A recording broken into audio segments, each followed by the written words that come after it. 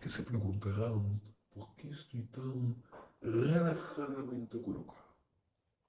Y les responderé que este árbol, esta posición, no son un sencillo capricho, sino mi intento de recrear en el mismo detalle el tema de nuestro vídeo, el cual va a ser la naturaleza, o más precisamente dicho, los problemas que se tienen.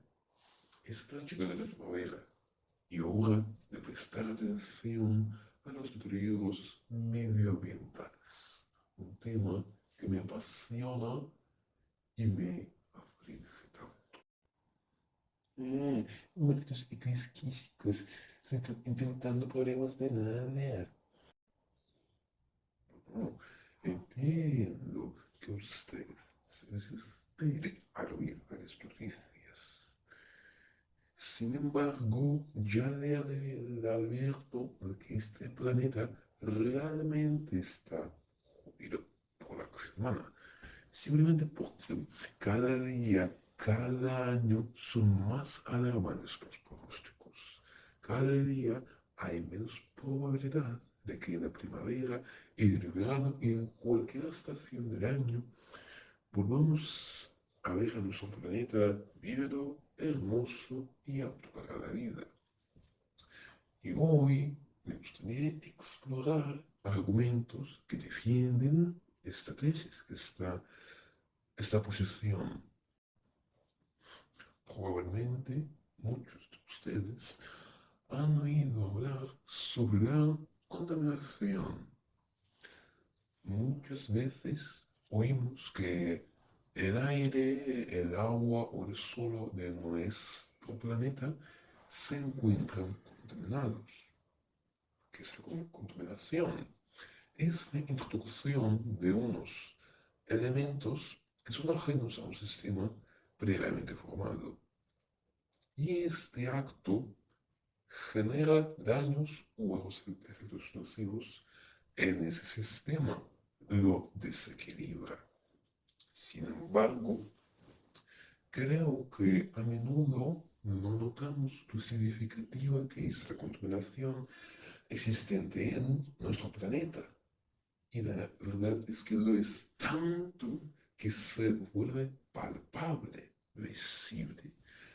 Miren, a ver, ahora, ya que es primavera, en las zonas frías o frías templadas, la nieve comenzará a derretirse y a la vista saldrán desechos. Y no, no son desechos de perros, sino aquellos provenientes de nuestra vida cotidiana. Colillas de cigarros, latas, botellas, envases envueltos de plástico, papeles de todo tipo, se hallan literalmente por todas las partes y todas las reformas climáticas, justamente como las basureras. No me refiero a nada. Los residuos de varios ámbitos de nuestra vida es la principal fuente de dicha contaminación, porque cuando se introducen a las tres esferas principales de la Tierra, que son atmósfera, hidrosfera y litosfera, se van almacenando, entran en contacto con los elementos, por así decirlo, originales de este sistema y crean un impacto peyorativo. No obstante, es difícil que se genere esta conciencia. Es complicado que entendamos el impacto que producimos en el planeta si no entendemos el contexto, ¿verdad?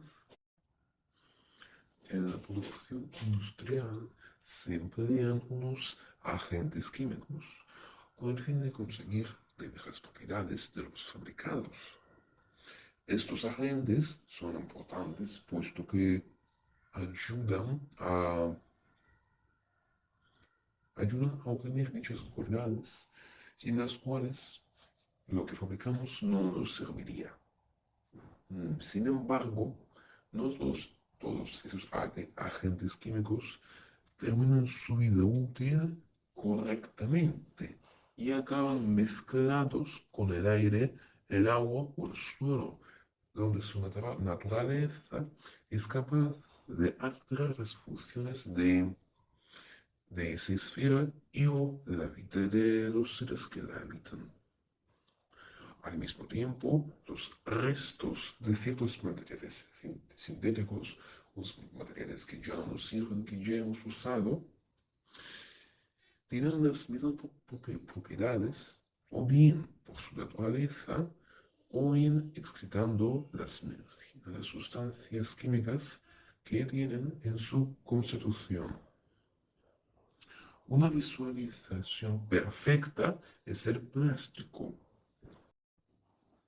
En sus tiempos fue una revolución veraz que cambió totalmente la industria de producción. El plástico es un material barato, pero resistente. Dependiendo del tipo, puede ser también tenaz o impermeable, por ejemplo, es decir, es bastante versátil. Por otro lado, resulta ser un material impactante que afecta las tres esferas del planeta que hemos mencionado. Voy a bajar tierra. El plástico es un material no biodegradable. Quiere decir que tarda centenares de años en descomponer, puesto que es un material común, muy popular y frecuentemente no se recibe de manera adecuada, de manera que no impacte, acaba en el suelo y desde ahí pasa a las aguas. Entrando en contacto con esas esferas, el plástico supone un peligro para la vida animal que lo confunde con alimentación y lo consume, contaminando además el suelo y las aguas con las sustancias tóxicas utilizadas para su producción. Además, a lo largo de su vida útil y su descomposición, el plástico va dejando sus porciones tan minúsculas que las dimensiones de estas no superan unos 5 milímetros. Dichas porciones se denominan microplásticos. Son unas partículas de plástico invisibles que afectan sobre todo la atmósfera y el aire y pueden ser más peligrosas debido a su pequeño tamaño. Se ha determinado que los microplásticos están en los canalones que conducen aguas potables a nuestras casas, lo cual quiere decir que cada vez que consumimos agua o la utilizamos para otras medidas, lleva algo de plástico. Los microplásticos se encuentran también en el aire y se ingieren en los seres vivos vía respiratorio y pueden dirigirse al tracto gastrointestinal o quedarse en el aparato respiratorio. En cualquier caso, la entrada de esos microplásticos en el organismo no resulta del todo, beneficiosa. Se hallan evidencias incluso de la presencia de los microplásticos en el cerebro humano. De acuerdo con las investigaciones, llega mediante la grasa lírica, es decir, la grasa que se consume con la alimentación. Aunque, una adición importante, no se sabe qué efecto producen los plásticos cuando se hallan en esta parte del sistema nervioso. En general, se detectó que desde el año 1997 a 2024 incrementa el número de microplásticos en el organismo humano y animal. Asimismo, solamente un material genera tantas consecuencias medioambientales. No obstante, el plástico no es el único protagonista en la contaminación del planeta. Muchos resultantes de la diversa acción industrial deja impacto en los sistemas primordiales del planeta.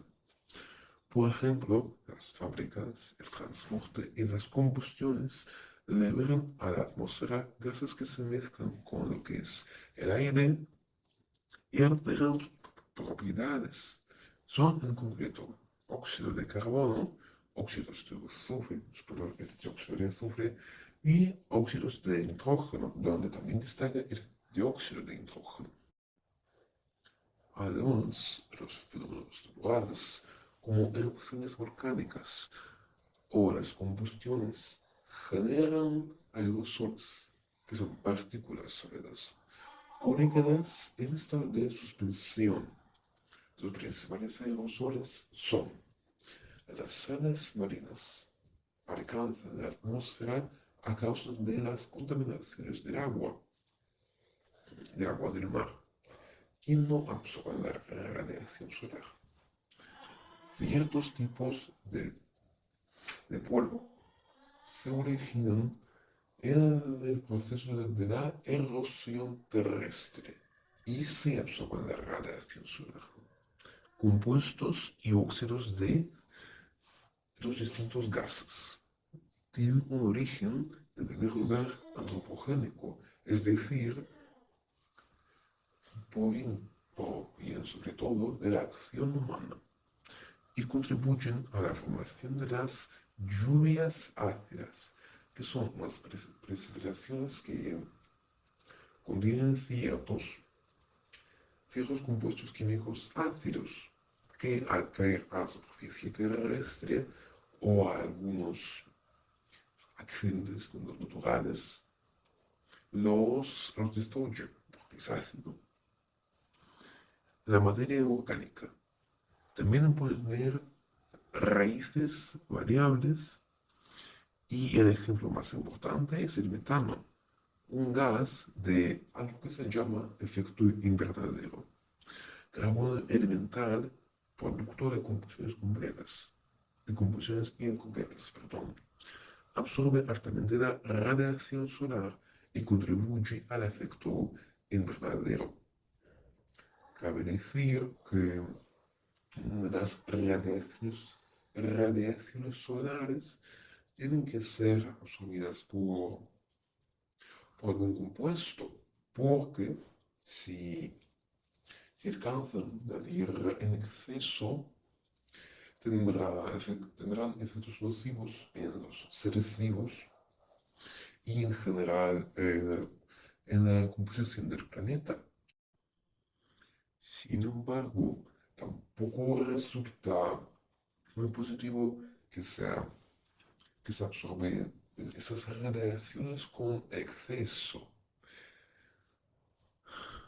La distorsión atmosférica principal es debida a los gases que ya se han mencionado y que se generan elevadamente en la acción humana. Del mismo modo, intervienen los compuestos o las sustancias que llamamos aerosoles. Y como entenderán, la atmósfera es harto importante para la vida en la Tierra. El envoltorio gaseoso absorbe o refleja las radiaciones solares peligrosas para nuestra salud y la salud de otros seres vivos, por supuesto. Las luces infrarrojas y las irradiaciones ultravioletas, de modo que las olas recibidas por la superficie terrestre no conllevan un nivel nocivo de dichas radiaciones. Por otro lado, el efecto invernadero es también ejercido por la atmósfera. Por ende, cuando es contaminada, ya no cumple esas funciones o las cumple de una forma que genera más daño, más injuria que beneficio. Y se refleja sobre todo en la función de dar oxígeno, dar que respirar. Los aerosoles, cuando contaminan, crean efectos adversos en la salud, porque son inhalados y provocan problemas respiratorios, instalándose en el organismo y pudiendo luego desencadenar problemas en el hígado, los riñones o el sistema nervioso central. Es importante destacar que en unas, en unas proporciones diminutas, estos aerosoles no harían daño. Sin embargo, en la atmósfera suelen encontrarse en unas cantidades más importantes. Por eso decimos que se produce una contaminación y por ende sí que generan efectos negativos en la salud. Interfieren, por otro lado, en la absorción de las radiaciones solares, en parte porque ciertos sus componentes actúan como destructores de la capa del ozono, que también es importante esta capa estratosférica, porque precisamente es encargada de captar lo que irradia el sol y no dejarlo pasar. Por lo tanto, si esta capa de ozono se destruye, somos más vulnerables a las luces ultravioletas e infrarrojas. En cuanto a los gases contaminadores, los óxidos de azufre y nitrógeno poseen la capacidad de reaccionar y dar lugar a unos productos químicos nuevos, los ácidos, bastante corrosivos, como el sulfúrico y el nítrico. Estos ácidos se mezclan con el vapor de H2O atmosférico y con el agua de la precipitación de la lluvia, forjando un fenómeno conocido como lluvias ácidas, que ya hemos precisado que destruyen la superficie terrestre si caen en una cantidad notable. Al siguiente apartado, quisiera que sumerjamos despaciamente. Por ello, les voy a explicar un fenómeno climático que ya he mencionado varias veces, el efecto invernadero. Es una ocurrencia atmosférica gracias a la cual se retiene calor y se propicia la vida en nuestro planeta. Consiste en que la radiación que emite el suelo acalentado se retenga en la atmósfera y se irradie en todas las direcciones, gracias a unos gases, llamados gases de efecto invernadero, que absorben dichas emisiones. Los gases del efecto invernadero son dióxido de carbono, metano, óxido de nitrógeno.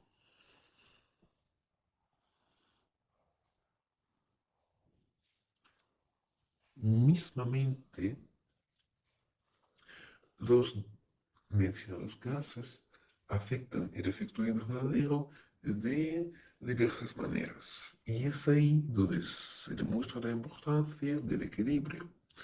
Porque cuando el porcentaje de estos gases en la atmósfera excede el límite, son unos números bastante diminutos, el efecto invernadero es mayor.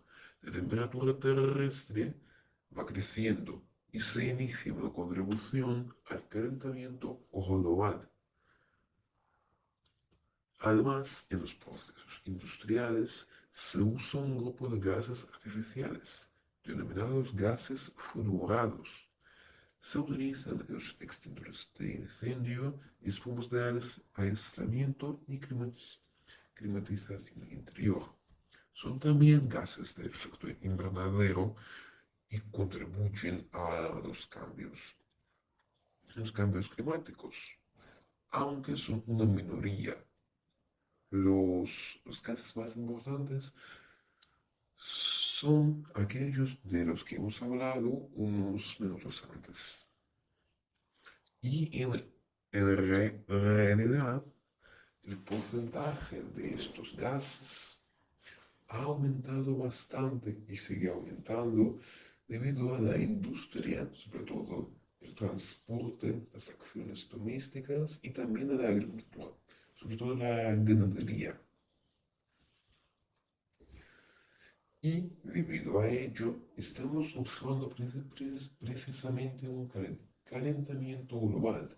Las temperaturas están creciendo, incrementando, y el clima va cambiando con un ritmo notable y a un lado al que posiblemente no estamos preparados. Aún así, antes de que exploremos el calentamiento global más cercanamente, vamos a ver que los gases no son los únicos que lo hacen posible. Nuestro querido amigo el plástico también contribuye al aumento del efecto invernadero. De acuerdo con lo que ya hemos dicho, es un material no biodegradable. Tarda centenares de años en descomponerse, según ya hemos comentado, y no lo hace de la forma más sostenible. En su proceso de descomposición, el plástico libera gases de efecto invernadero, es decir, influye de una manera indirecta. Como pueden ver, hay muchas fuentes que generan tales gases y que aumentan la temperatura global, lo cual significa que en nuestro mundo actual el impacto climático es casi inevitable. Y ahora sí que profundicemos en el fenómeno, en la ocurrencia del calentamiento global. Está siendo observado desde los 70 y es el producto directo del efecto invernadero, o mejor dicho, del incremento de los gases que producen este efecto. Para la primera mitad de la tercera década del siglo XXI, el Panel Internacional de Cambio Climático, un organismo que estudia y revisa la información relacionada con el calentamiento global, informó que las temperaturas del planeta aumentaron prácticamente en 2 grados Celsius. Se prevé que las temperaturas seguirán creciendo, alcanzando un aumento de 3 o 4 grados Celsius si las emisiones de los gases del efecto invernadero mantienen el ritmo de hoy en día. A primera vista podemos decir, pero si estos aumentos son muy diminutos, son muy minúsculos. Sin embargo, no es así. Aunque nos resulta que la temperatura suba unos pocos gases, unos pocos grados, estos grados que suben son importantes para el clima y tienen efectos sobre todos los seres vivos y los procesos existentes en el planeta.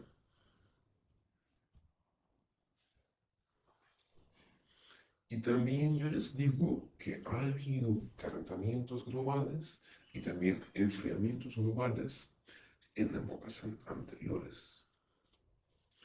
¿Qué pasa con el calentamiento global de esta época? ¿Por qué todo el mundo se preocupa por él? El problema de este cambio climático, de este calentamiento global, consiste en que es muy dramático.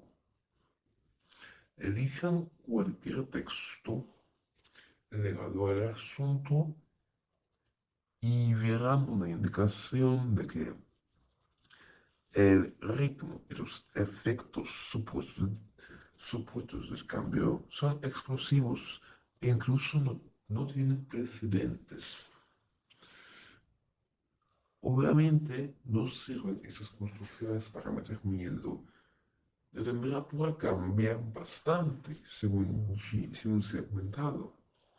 Cada verano batimos los récords de temperatura más alta y en zonas climáticamente frías que el invierno agresivo con nevadas viene con retraso. Bien, ¿cuáles son esos supuestos efectos del calentamiento global? Deshidrotación y pérdida de los glaciares, subida del nivel del mar, crecimiento de temperatura anual, cambios en los patrones climáticos, patrones de calentamiento y progreso de eventos climáticos extremos como olas de calor y sequías. Las mencionadas alteraciones afectarán a las plantas y, como consecuencia, la agricultura, puesto que las condiciones del medio ambiente serán distintas de aquellas para las que evolucionaron las plantas. La agricultura no podrá ejecutarse y no habrá captadores de CO2, es decir, se generará un círculo vicioso, porque las plantas absorben CO2, pero si lo hay en exceso, ya no habrá organismos para consumirlo, y así este gas seguirá aumentando en la atmósfera.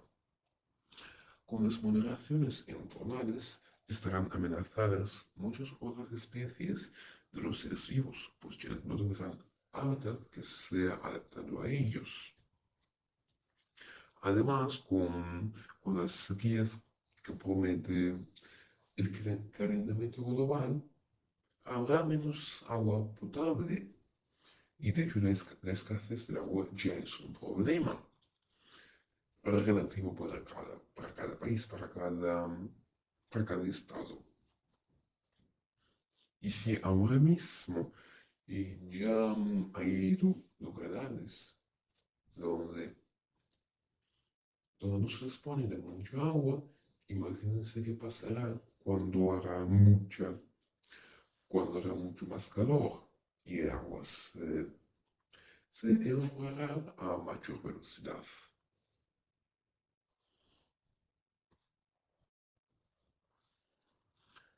La ausencia de recursos básicos, el agua y también la alimentación, porque como ya hemos visto, no podremos hacer agricultura con las plantas y tampoco la ganadería, porque los animales no sobrevivirán.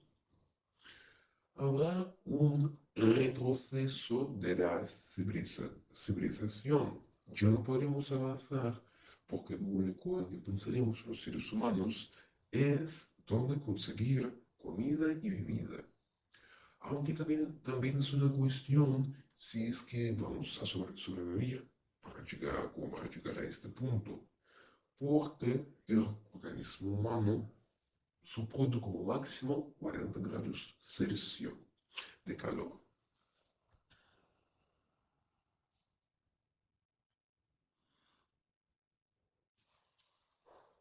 Según lo que hemos estado observando, recopilando todos estos datos algo terroríficos, sacamos la conclusión de que, según lo que hemos estado observando, la naturaleza está siendo cambiada debido a nuestros actos, y los que sufren o sufrirán dichos cambios somos al final nosotros mismos.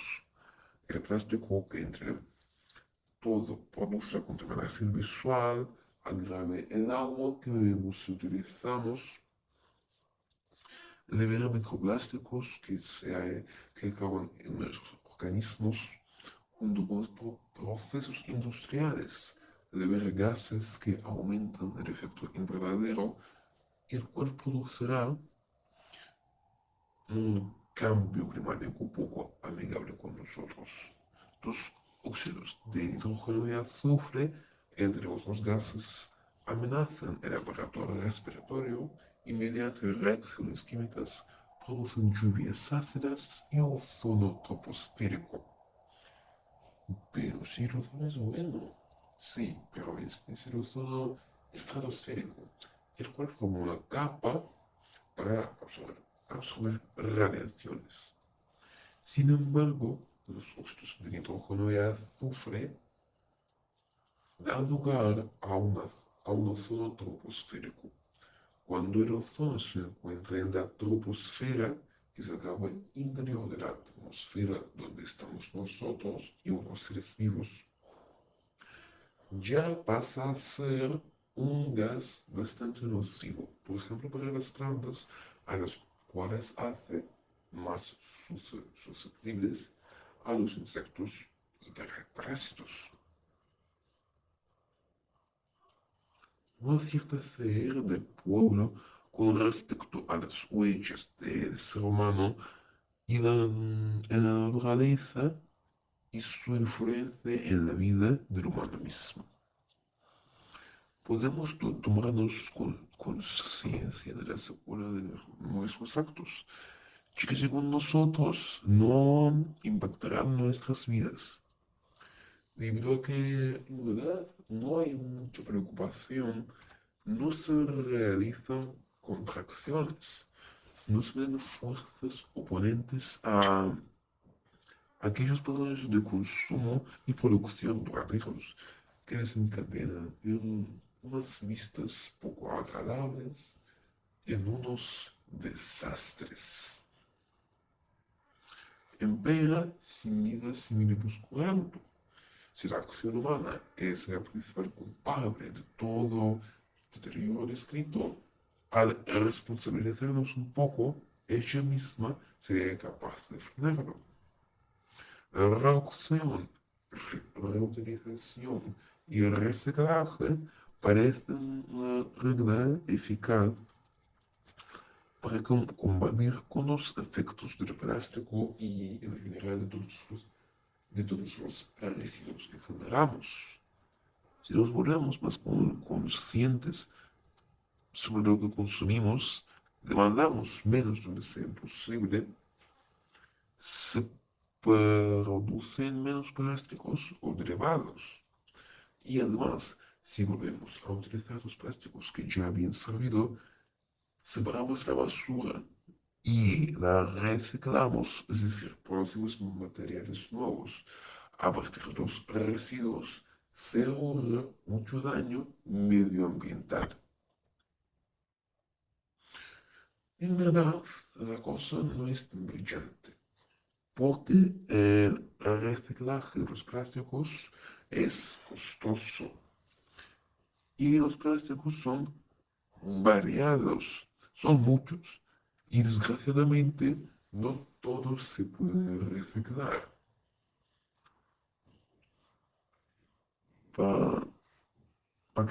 Factiblemente, menos de la mitad de los plásticos existentes son reciclables, al mismo tiempo que de 40 a 50% de los plásticos producidos son de un solo uso, lo cual significa que no podemos usarlos una vez que nos hayan servido, simplemente no podrán cumplir con el buena función. Es resistente, tiene una variedad de usos y es barato. Su invención se considera una revolución porque es un sin par en la historia de la industria, tanto antes como después de su aparición. Lo que quiere decir que no hay algo que pueda sustituirlo. Por lo tanto, no podemos rechazar a un material tan eficaz en la producción, aunque genere tanto daño en el medio ambiente en su descomposición. El plástico, lógicamente, no es el único residuo que generamos también. Todas nuestras acciones resultan con un desecho, una serie de desechos, los cuales también pueden tener sus efectos. Y como sin los plásticos no todos se pueden reciclar, o reutilizar. Bueno, para algo podemos frenar el cambio climático. En el asunto de la mitigación del calentamiento global, funciona la reducción igualmente de la reducción igualmente. De modo que seguro lo dejamos, pero tal vez podemos hacer algo para frenar el cambio climático. En el asunto de la mitigación del calentamiento global, funciona la reducción igualmente. La imitación del consumo innecesario, no conveniente, mas también salen en el baile mejora del rendimiento de aparatos que consumen electricidad, como los electrónicos, máquinas eléctricas o vehículos, de modo que consuman menos energía, conservando su productividad. Y cuando consumimos ciertos tipos de energía, podemos, podemos soltar los gases de efecto invernadero también. Para mitigar el cambio climático y hacer frente a las consecuencias, las Naciones Unidas se proponen reducir la actividad humana que influya en la temperatura global. En este caso, bien vendría el uso de las energías alternativas o energías renovables que no generan gases de efecto invernadero y no abordan tanto el medio ambiente como la energía eólica, a la que se origina a partir del viento solar, todo tipo de energía hidráulica, es decir, la que se origina a partir del agua, porque hay varios tipos de esta energía, o incluso energía geotérmica, es decir, aquella que nace gracias a lo que es la Tierra. El obstáculo aquí, ¿cuál es? Que si lo hay. No es sencillo pasar a un bajo nivel de emisiones de los gases de efecto invernadero porque los procesos industriales o las fuentes que los desechan están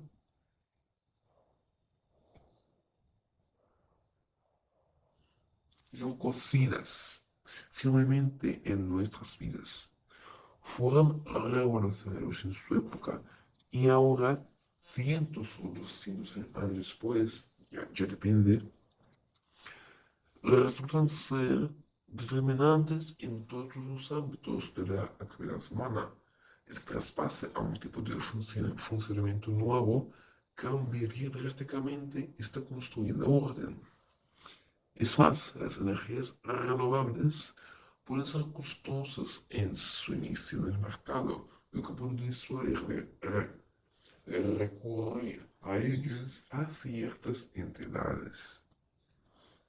Por otro lado, este tipo de energías no son utópicas, porque las más comunes hoy en día, solar y eólica, no son manejables.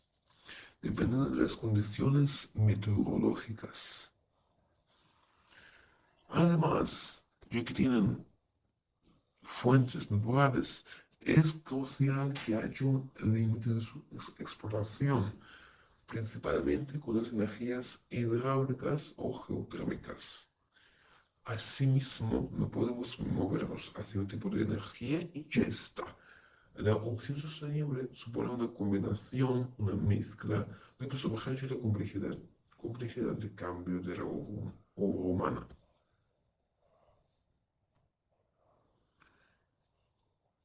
Y creo, creo que están de acuerdo, si creo que es difícil abordar que se está cumpliendo la meta de mantener la temperatura global muy por debajo de los 2 grados Celsius.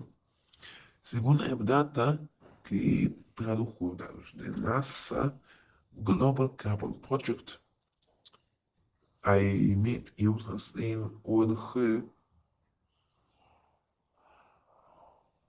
esa magnitud ha alcanzado más de un grado Celsius.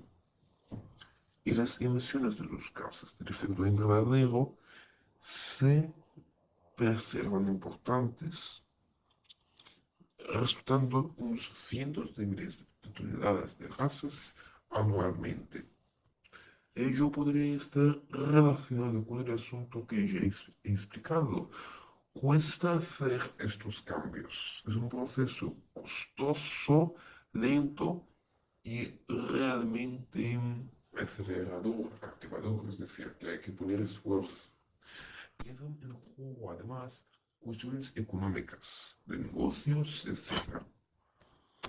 Para llegar a resumir, existen problemas que afectan el medio natural, los seres humanos en la producción industrial y la alimenticia, en la esfera de los servicios y del consumo, dejamos unos desechos, como los materiales que tardan en descomponerse, partículas que se ingieren en el organismo o elementos que alteran los fenómenos geográficos comunes, teniendo agregados al final nuestra salud, el bienestar de los accidentes naturales, con resultantes eventos climáticos extremos.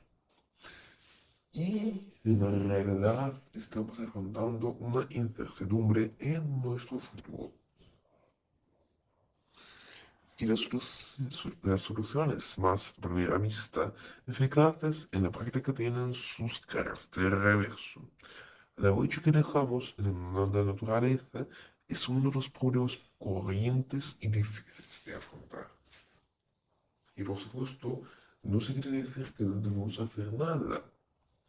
Sí es importante que contribuyamos y que cambiemos algunos patrones de nuestra vida. Y si es posible que cambiemos el rumbo que estamos cogiendo. Sin embargo, no es tan sencillo y resulta